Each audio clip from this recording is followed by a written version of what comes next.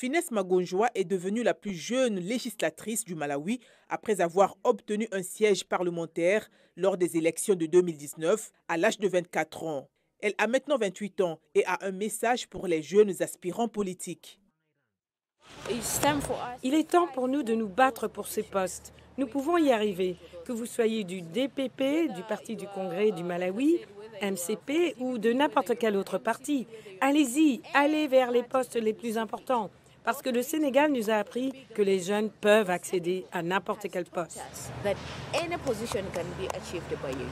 Mayamiko Kambewa, 35 ans, est un jeune candidat à un siège parlementaire pour les élections de 2025. Il dit que les contraintes financières restent le plus grand obstacle. Les gens attendent beaucoup d'un homme politique au Malawi. Lorsqu'ils voient un homme politique, ils s'attendent à ce qu'il leur donne de l'argent.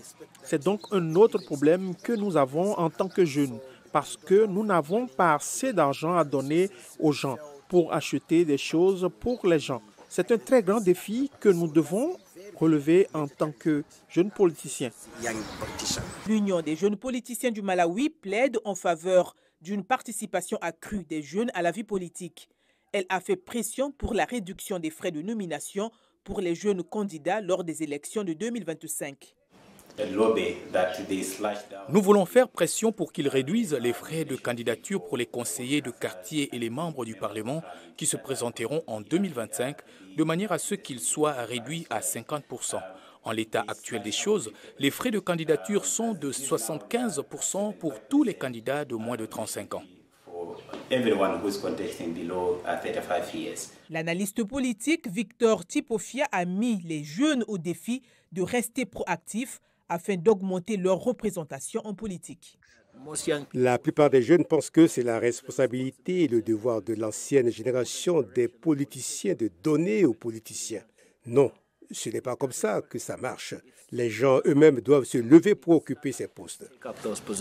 La politique nationale de la jeunesse du Malawi préconise une représentation de 30% des jeunes dans les structures de gouvernance. Le ministre de la Jeunesse admet qu'il est difficile de satisfaire à cette exigence. Il s'agit davantage d'une question de genre que d'une question de jeunesse. C'est pourquoi nous nous éloignons maintenant de ce discours pour commencer à inclure davantage les jeunes sans nous limiter à la question du genre. Les zones reculées du Malawi deviendront bientôt des terrains de campagne pour les candidats qui se préparent aux élections générales de 2025. Ces zones sont toutefois considérées comme difficiles à atteindre par les jeunes candidats qui sont pour la plupart financièrement limités. D'un autre côté, les jeunes disposent d'un certain nombre d'avantages. Ils constituent la majorité du pays et, avec de la détermination, certains d'entre eux finiront par se hisser au sommet.